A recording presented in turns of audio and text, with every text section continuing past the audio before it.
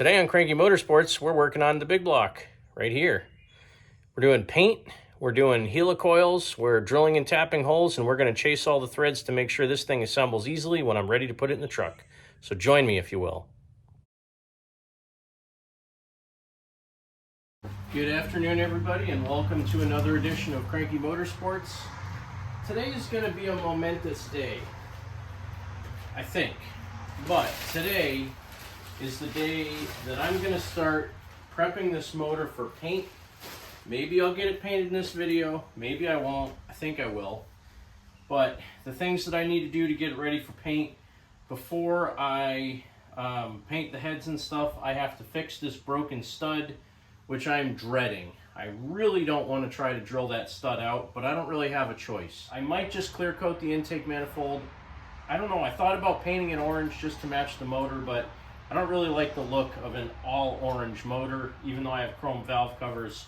So I think I'll keep the intake either natural or I'll paint it silver and then clear coat it to try to keep it looking nice. But I'm going to paint the block orange. I did decide I'm going to paint it orange. So let's get right to work taking the header off and trying to fix the broken stud in the head. Hopefully it goes well, because I know I've heat treated that thing so many times trying to get it out with a welder that it's going to be really brittle, and I really don't want to break a drill bit in it. So let's see what I can do. I don't think I'll need to put rags in all these holes, but at least the front couple.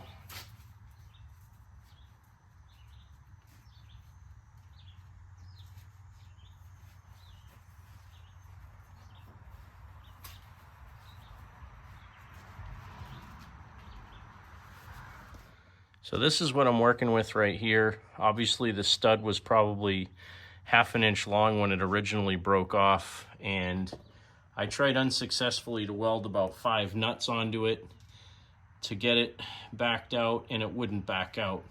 I tried using wax, which is what all this blue stuff is, and letting it soak up the threads, because I've heard that works. Nothing worked. So I'm going to grind this flush down to the head, center punch it, and try to drill it out.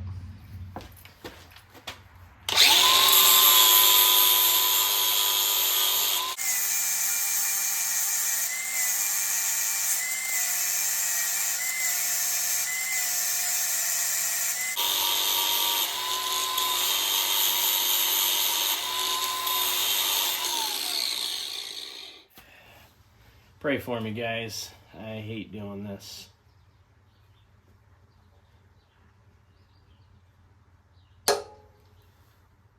That's pretty centered. Maybe.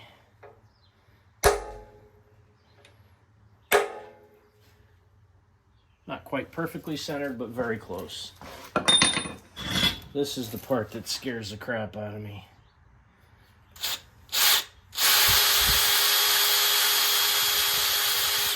I'm using a bigger drill bit than I normally would to do this, but I'm going to try to take as few passes as possible.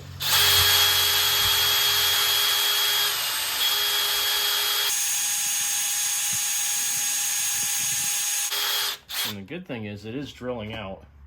Now, worst case, if I can't get this entire thing drilled out and back out the stud that's in there, the worst case is you can always drill it undersized and tap it to 3/8, and you're basically creating threads in the stud that's still stuck in the head. Not ideal though, but I have done that.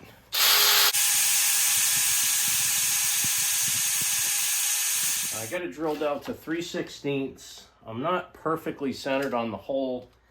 What I'm going to try first, instead of going right to the 25/64 that I need to helicoil this, I'm going to go to a 5/16. Because if I can clean it out enough with a 5/16 bit, I might be able to get the threads out and re-tap it with 3/8 and be fine. So let's try that first. That's not going to work too well. I'm going to have to grind it flat again because now I'm walking. But at least I have a hole to start with.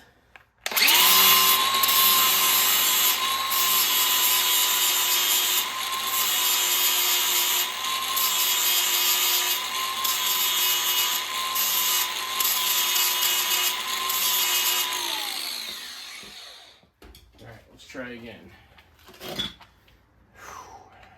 hate doing this.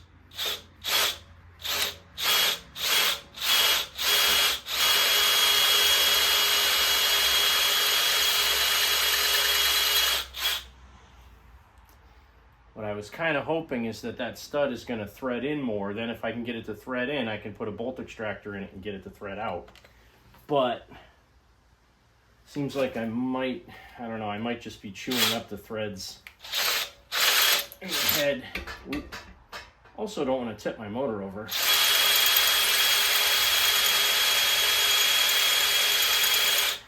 Yeah, this ain't drilling so hot with 5/16. Well, maybe a helicoil is the best approach. The two holes that are messed up, I'm just going to drill them out and helicoil them. I don't want to mess around. And again, still just hope this works because it's a little bit wonky here.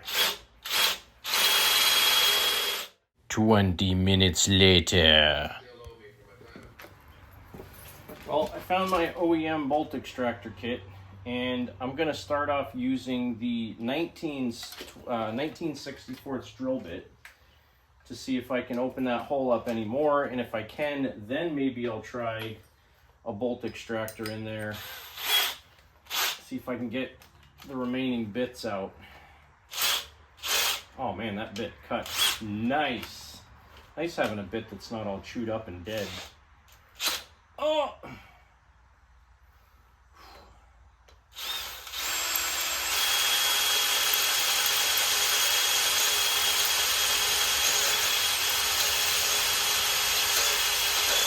Nerve-wracking. I hate doing this. My chuck and my drill's getting worn out, so the bits keep spinning. Ooh, that felt promising.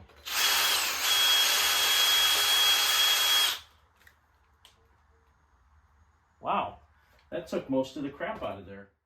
30 or more minutes later. Well, after trying multiple size drill bits going from a 19/64 to a 23/64 and up to a 25/64, I was able to get this hole drilled out without breaking a bit in there.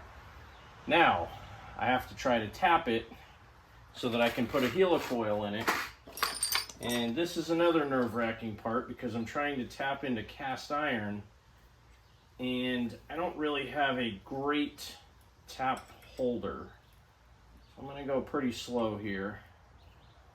I've had pretty good luck tapping stuff lately, but again, this is cast iron. I'm not sure how easily this is going to tap. I need to be able to put a little force on it so I can get the thread started here. Oh man. At this point, I was having trouble getting the tap to even start biting into the metal.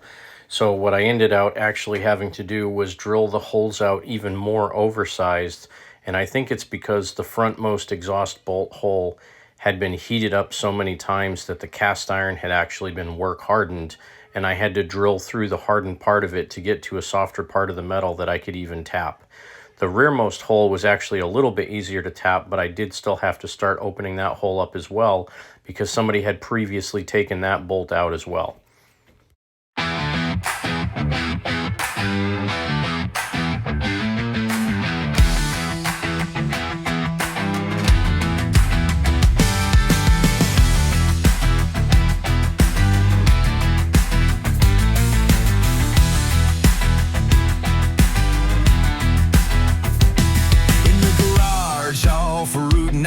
Cranky kicks the door at dawn. Oil on the floor, sleeves rolled high. Got a block on the stand, head torn off. He taps that crank like it's alive. Checks each scar and each bent rod. Says you can die or you can rise. Then he grins at the busted gods. Hear that steel come back. Well, things were going swimmingly. I thought I was being very clever using my drill to tap out the holes in the head until that happened. I think I only broke the tip. So I think I can get it out. But dang it. I don't want to have to drill and tap another one of these. Hear that steel come back. One hard turn of the wrench, and the old beast waits for me. Cranky motor spuds, bring it back to life. Cranky motor spuds, cut the dark with fire. Bolt by bolt, he don't quit. Bone by bone, he makes it hit. Cranky motor spuds, cranky motor spuds.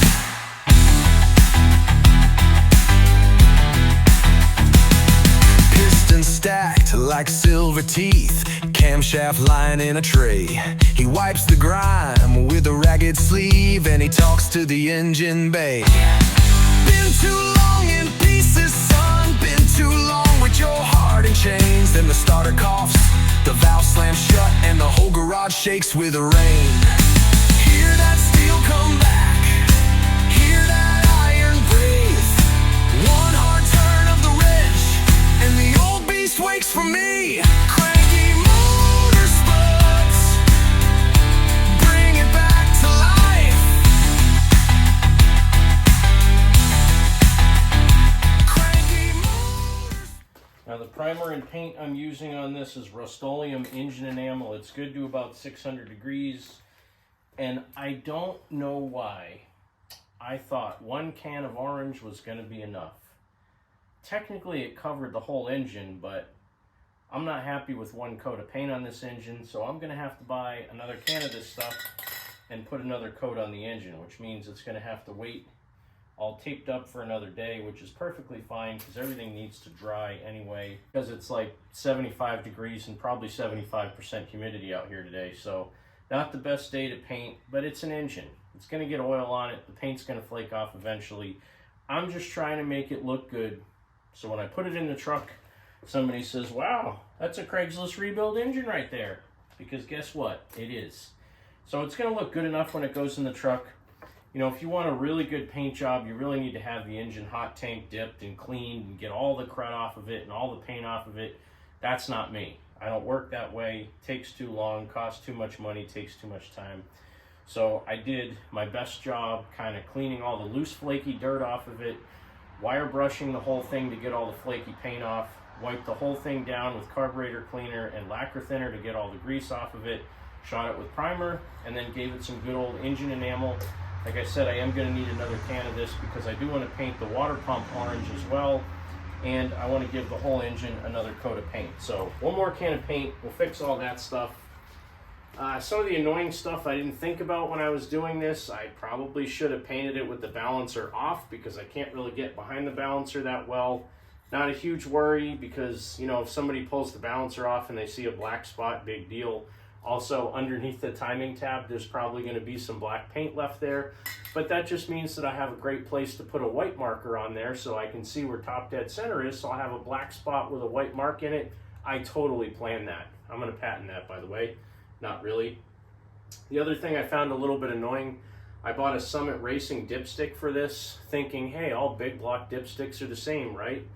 Well, the one that it came with was perfectly straight, and the tab is in the way of the exhaust pipe. So I'm going to have to bend it out of the way if I can even use that one. It seems like it needs a seal down here in the oil pan. That dipstick does not have a seal. It just kind of slips in there, and there's nothing to take up the area around it. So this almost looks like the dipstick it should have needs like a spring clip to go around it and hold it in the oil pan. So I don't really know what I need on this. Maybe a Gen 5 big block dipstick is totally different. The one that was on this was broken off when I got it, so I didn't know what it looked like. And I put a new oil pan on it. So I'll figure that out eventually. But for now, the engine's got 1 coat of paint on it and a coat of primer. I'm going to let it sit probably at least overnight.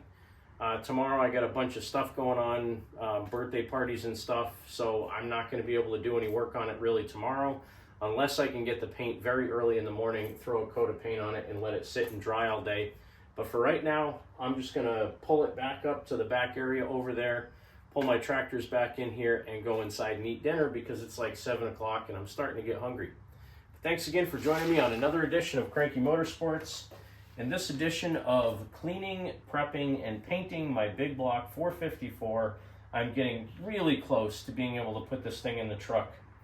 I can't wait till I can drop that motor down on the motor mounts, hook up the transmission, a few cables and such, and crank that key and hear this thing go blah blah blah blah blah blah blah blah blah blah blah